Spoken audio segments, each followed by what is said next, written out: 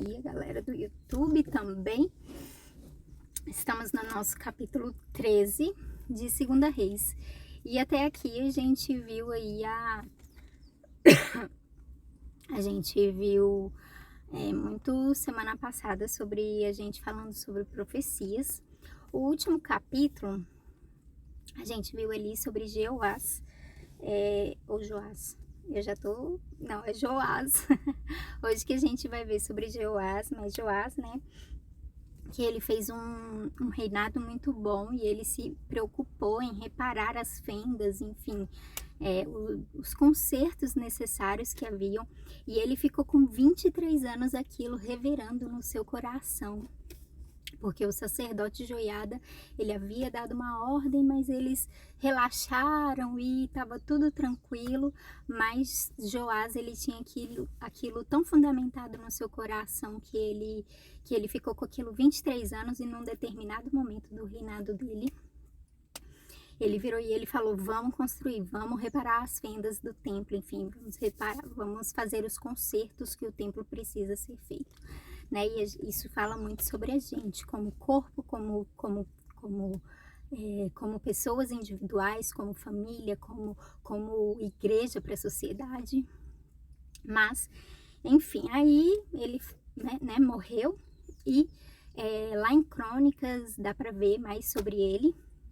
Mas aqui agora, quem vai comandar é o filho dele, Jeoacás, e depois o neto dele, Jeoás. E esses dois, eles não têm histórias muito boas, porém, assim como eu disse, né, que nós estamos responsáveis, nós somos esses responsáveis por tá forjando, né, crianças, enfim, filhos, seja lá quem for, como flechas, como esses que voam mais alto, que vão mais longe do que nós.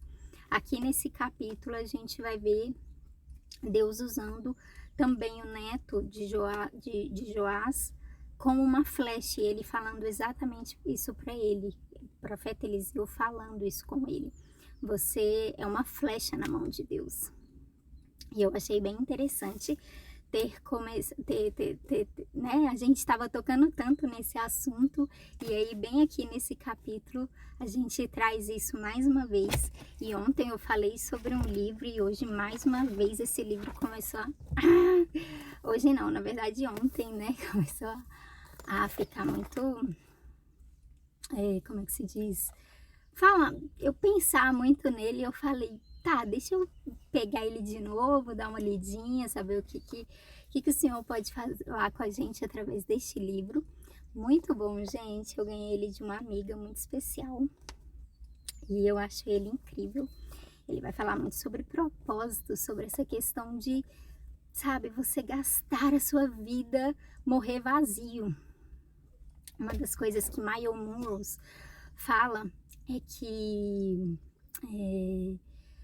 o maior, como é que é, gente? A pior coisa que pode acontecer na nossa vida não é a gente viver, não é morrer, mas a gente viver uma vida sem propósito. Sabe que o lugar mais rico da terra é o cemitério, porque lá existem quadros que nunca foram desenhados, livros que nunca foram escritos, que mais? Cinemas que nunca foram produzidos. Então, que nós possamos ser esses, que tenhamos a consciência de morrer vazios, de cumprir tudo aquilo que o Senhor nos permitir, né? Entregar, colocar nas nossas mãos e a gente, gastar tempo pensando e fazer que nem Joás fez, né, gente? Deixar aquilo assim, incomodando, gerando um santo incômodo na nossa vida, até que vai lá e faça. Essa live nasceu assim, porque eu estava incomodada, eu sabia que algo existia dentro de mim, algo eu precisava fazer com o que o Senhor estava me dando, e eu sempre pensei na palavra propósito e eu ficava enlouquecida para saber qual era o meu propósito, para que eu vim, o que eu vou fazer aqui, por que Deus me permite viver. E aí, até que um dia eu dei à luz esse filho, porque que realmente, sabe, é algo que que enquanto a gente não encontra, a gente não descobre, a gente não vive em paz. Bom dia, mãe, seja bem-vinda. Vamos orar pra gente ler, porque senão, né, gente, já tem 5 minutos. A gente, né, só falta 10 minutos agora. Amém, Deus. Te entregamos a nossa semana, consagramos a Ti, te agradecemos por ela e te pedimos, não nos deixe, Senhor, sabe, fazer qualquer coisa, Deus, fora do Teu propósito. Nos dá clareza, Deus, sabe? Em nome de Jesus, eu te peço neste momento para que o Senhor descortine, Deus, na vida de cada um, Deus, os seus propósitos, o motivo pelo qual o Senhor os fez, Pai. Sabe, nós só poderemos ter essa resposta em Ti, Jesus. Porque foi o Senhor quem nos criou e assim como um criador sabe, Deus, o plano e o propósito do qual aquilo foi criado. Então assim, Deus, nós confiamos em Ti, nós entendemos, Deus, que nós precisamos descobrir o porquê que o Senhor nos colocou nessa terra. Sabe, Paizinho, então em nome de Jesus, venha revelar aos nossos corações, nos deixar, Deus, com o coração em chamas, incomodados, com um santo incômodo, até que isso venha para fora, até que se revele para nós, até que, sabe, Deus, em nome de Jesus, nós queremos te pedir isso e colocamos diante de Ti essa live, esse momento, sabe, Deus, tudo que o Senhor falar aqui hoje, em nome de Jesus, fala conosco, em nome de Jesus. Amém? Bom dia, seja bem-vinda. Vamos lá, gente.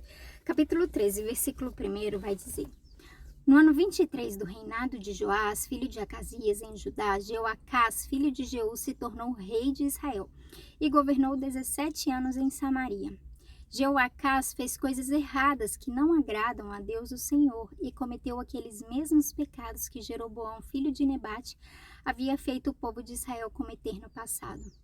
Ele nunca se afastou dos seus maus caminhos. Por isso, o Senhor ficou irado com Israel e deixou que o rei Hazael da Síria e o seu filho Ben-Hadad vencessem os israelitas muitas e muitas vezes. Então Jeoacás orou a Deus, o Senhor, e ele respondeu a sua oração, pois viu como o rei da Síria fazia o povo de Israel sofrer. O Senhor mandou um líder que livrou os israelitas dos sírios e assim eles viveram em paz como antes. Porém, não abandonaram aqueles pecados que Jeroboão havia feito o povo de Israel cometer no passado, mas continuaram cometendo-os. E o poste da deusa Zerá ficou em Samaria. De todo o seu exército, Jeoacás ficou somente com 50 cavaleiros, 10 carros de guerra e 10.000 soldados de infantaria, porque o rei da Síria havia acabado com os outros, esmagando-os como pó. Gente, então aqui a gente viu que depois de Joás, seu filho Jeoacás assumiu o trono e tudo que o pai dele fez, construiu ali, refez, reconstruiu, né, no templo, ele deixou para trás e não deu continuidade, e por causa disso, vai falar exatamente por isso, vai trazer uma relação de causa e consequência. Por isso, o Senhor deixou que os israelitas fossem entregues nas mãos dos sírios e eles perderam muitas e muitas e muitas e muitas vezes. Mas aí, certa vez, o Jeoacás orou ao Senhor, suplicou ao Senhor, porque estava vendo que seu país estava entrando em decadência total. E aí o Senhor ouviu a súplica do rei, e aí ele enviou um líder que os ajudou ali, né? Porque o exército, olha só, já tinha apenas 50 cavaleiros, 10 carros de guerra e 10.000 soldados de infantaria. Gente, já não existia mais nada. Tipo, 50. O que é 50 cavaleiros para uma nação? O que são 10 carros de guerra? Então, assim, tava destroçada a nação. E aí, beleza. Então, Jeoacás orou ao Senhor, o Senhor ficou com muita pena deles e falou, não, deixa eu ajudar eles aqui. E enviou um salvador, vai dizer aqui até sobre salvador, sobre um líder que os ajudou nesse momento de tormenta. E aí no versículo 8 vai continuar. Todas as outras coisas que Jeoacás fez E também os seus atos de coragem estão escritos nas histórias dos reis de Israel.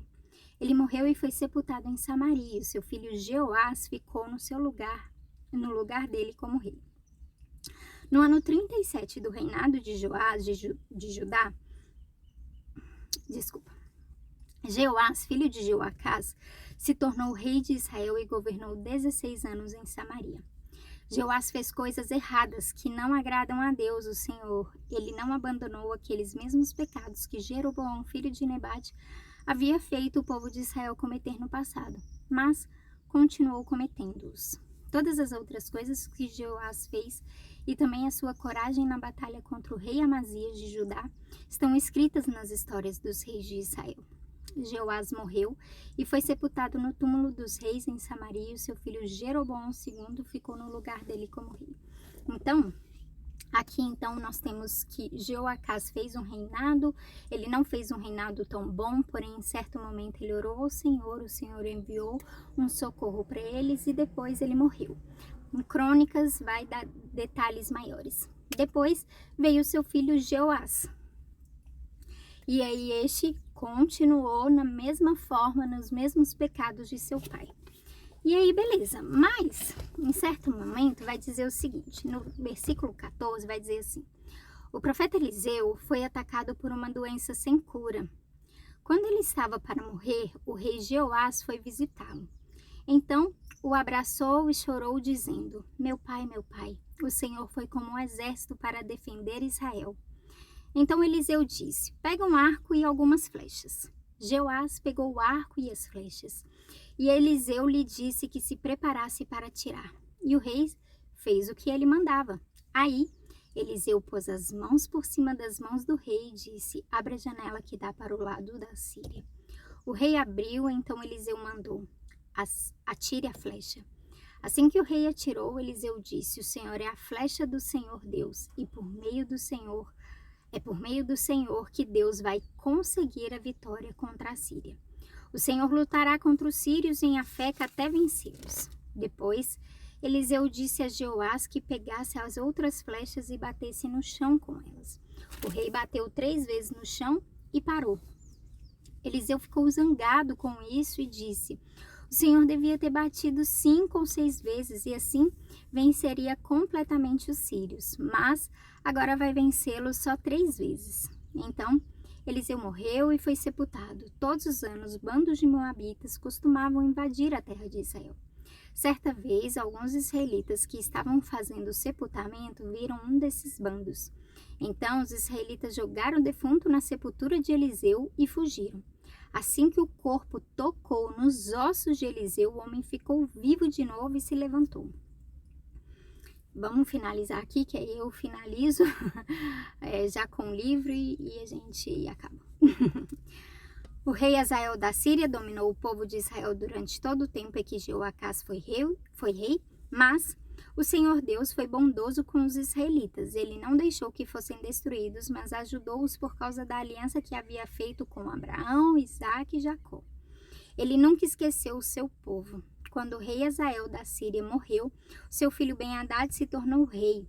O rei Jeoás de Israel derrotou Ben-Hadad 3 vezes e reconquistou as cidades que haviam sido tomadas por Ben-Hadad durante o reinado de Jeoacás, o pai de Jeoás. Finalizamos? E aí vai dizer o seguinte, que Jeoás, ele foi um rei não bom, né? Que também seguiu os pecados do seu pai, mas em determinado momento, quando ele viu que o profeta do país deles estava numa condição assim, enfermo, né? Ele foi visitar e ele reconheceu aquele profeta daquela nação. Ele soube, ele chorou ali com ele e ele falou: você foi como um pai para nós, você foi como um pai que comanda o exército de Israel. E aí Eliseu parecia gostar daquele garoto, porque Eliseu vira e fala: vem cá, vem comigo. Vamos aqui então fazer um último ato profético, né? E eu quero declarar palavras do Senhor sobre a sua vida. E aí ele vai, leva ele a um lugar e ele fala: abre a janela, aponte para o oriente e lance uma flecha. Aí ele foi com tudo e vá. E aí, beleza. Aí, nisso, Eliseu vira e declara, você é essa flecha nas mãos de Deus. Você vai longe, você vai alto, você vai com propósito e você vai derrotar os sírios. Aí, beleza. Aí ele virou e falou, toma aqui, outra flecha. Agora bata com ela no chão. Aí ele foi lá e bateu 3 vezes, mas o Eliseu não falou nada, gente. Ele até bateu demais, talvez outra pessoa bateria 1, 2, ou poderia... Mas ele já tinha dado a palavra. E aí Eliseu ficou zangado, virou e falou, você devia ter batido 5, 6, 7 vezes, garoto. Porque assim você venceria totalmente os sírios. Mas agora você bateu 3 vezes, então você vai vencer os sírios apenas 3 vezes. E é exatamente esse final que vai dizer, né? Que Jeoás, ele derrotou Ben-Hadad, né? Que foi o filho de Azael, depois que ele morreu. O rei da Síria, que ficou como rei da Síria, e ele o derrotou 3 vezes e reconquistou as cidades que haviam sido tomadas por Ben-Hadad. Então, Jeoás, a despeito dele ser um homem mau, o Senhor o tinha como essa flecha. Ser um homem mau não, mas ele ter seguido outros deuses, o Senhor falou através de você, eu vou fazer você ser esse homem, sabe, do qual vai derrotar os sírios, vai... E aí ele mais uma vez caminhou sobre aquelas palavras, enfim. E aí, aproveitando que a gente está falando, esse é o capítulo de tema desse livro aqui. E esse livro vai falar exatamente sobre essa força, sabe? Sobre essa questão da gente não desistir, sabe? Daquilo que o Senhor entregou nas nossas mãos, ainda que seja difícil. E aí vai falar assim, ó. A última flecha é sobre não deixar por fazer nada do que cabe a nós fazer. Essa jornada é sobre garantir que quando chegarmos ao fim de nossas vidas, cheguemos aos nossos últimos instantes sem remorso. Aí em outro momento vai falar assim, podemos passar a ter tanto medo da morte a ponto de nunca vivermos, a ter tanto medo do fracasso a ponto de nunca nos arriscarmos, a ter tanto medo da dor a ponto de nunca descobrirmos o quanto realmente somos fortes. Então, gente, com essas palavras, sabe, que a gente possa saber que a gente é essa flecha nas mãos do Senhor, que o Senhor espera ansioso por estar usando a gente, sabe, que Ele nos encontre dispostos e certeiros aí, sabe, e com o coração e com a mente dizendo, usa-me, Senhor, eis-me aqui. Amém? Passamos do nosso horário um pouco, eu queria falar mais alguma coisa, mas eu esqueci. É isso, gente, qualquer coisa, leia a legenda sempre é como é que se diz, um adendo daquilo que foi falado, às vezes até melhor. Então tá, beijo, Deus abençoe, boa semana.